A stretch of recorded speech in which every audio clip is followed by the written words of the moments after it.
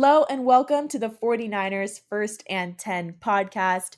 10 minutes of the most up to date 49ers news first thing in the morning. I'm your host, Brianna McDonald, and I'm joined by 49ers team reporter, Lindsay Polares. The San Francisco 49ers have worked through a week of practice. Today they'll have walkthroughs before they host their very first game at Levi Stadium tomorrow on Saturday against the Denver Broncos for week 2 of the preseason. Lindsay, how excited are you to see the faithful fill Levi Stadium as we work our way to the start of the season? I am so excited. There is really nothing quite like game day at Levi Stadium. And this is my second season, and I feel like I'm more prepared for the sea of red that is coming. It's so overwhelming in the best way possible. The faithful always show out. They're loud, they're proud, and I know that their presence means so much to the San Francisco 49ers. So to finally be able to everybody regroup back at Levi Stadium is such a big moment and kind of just one of the first notches on the way to the regular season, which is creeping up on us very quickly. Yeah, whether it's the preseason, regular season, postseason, the faithful always show out. So big props to the faithful. We're so excited to see you tomorrow on Saturday. But the team held practices on Tuesday, Wednesday, and Thursday this week. Can you bring us up to speed and give us a practice report on what's been going down over the past week? There's been a lot going on. I think we'll start at the quarterback position because this is the first week that second year QB Brock Purdy has been cleared to throw for 3 straight days since that UCL injury and then the repair surgery in the offseason. So, a very significant week for him. We heard that those restrictions were being listed on head coach Kyle Shanahan's call on Monday, headed into the week. And we saw that play out. Purdy got the bulk of the first team reps for all 3 days. And it was a really good week of completions for him. We saw him connect with all his pass catchers, and we're just seeing the regimen of work really ramp up towards that preseason. So that all tracks. Another big storyline we saw this week was the starting nickelback position. There's been a lot of players rotating in and out of that spot just to see what configuration works best for the 49ers leading up to that first regular season game. Some of the names we've seen, obviously, Isaiah Oliver, AJ Parker. We saw Diamador Lenore get some work in there as well. So, again, it is that ramp up to the regular season. We're seeing what configuration works, and I think that'll all be worked out in the next couple weeks. I would say the defense definitely had a very, very big week. They had 2 picks on Wednesday, another close to 2 picks on Thursday. The pressure is definitely on. And then also in Thursday's practice, a lot of would be sacks. And that's always an interesting statistic and play to track during the training camp and preseason weeks because there's no contact with your own team. So you can only imagine kind of how the full play would materialize if it was full go. But we saw Fred Warner, we saw Cleveland Farrell, and we saw Alex Barrett all in the backfield applying a lot of pressure. And I think if we had seen all of those plays go all the way out, there would have been 3 sacks in Thursday's practice. Yes, that defensive line and defense really overall is going to be scary entering this upcoming season. But with Elijah Mitchell and Christian McCaffrey not spotted at practice yesterday, it looks like Ty Davis-Price got some more attention. We also got to hear from him in a press conference. And when it comes to those younger players, we always talk about the growth that we see in them in year 2. But truly, what have you taken away from his practice reps, and what's his confidence like in the running back room? So for Ty Davis-Price, this has been a very pivotal offseason and summer and training camp just for his growth and development. And like you said, I feel like there's always a laser focus on the jump that players make from their rookie season to their sophomore season. And it appears that Ty Davis-Price has delivered big this summer. He's been getting compliments from coaches, teammates, as well as front office staff. We heard general manager John Lynch talk about how he's seen the confidence grow in him.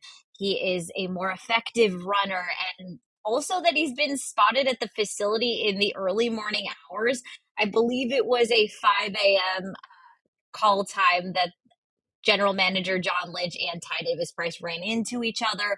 And the running back was able to talk a little bit about that in his press conference yesterday. And he said that this offseason, he's really taken the time to take care of his body and to get his body right before practice even starts. So in those early morning hours, he's taken the knowledge that he's gotten from veterans like Christian McCaffrey and guys on the other side of the ball, like Fred Warner, on how to make sure that he's showing up in the best possible condition to lengthen his NFL career. And that's been really great to hear.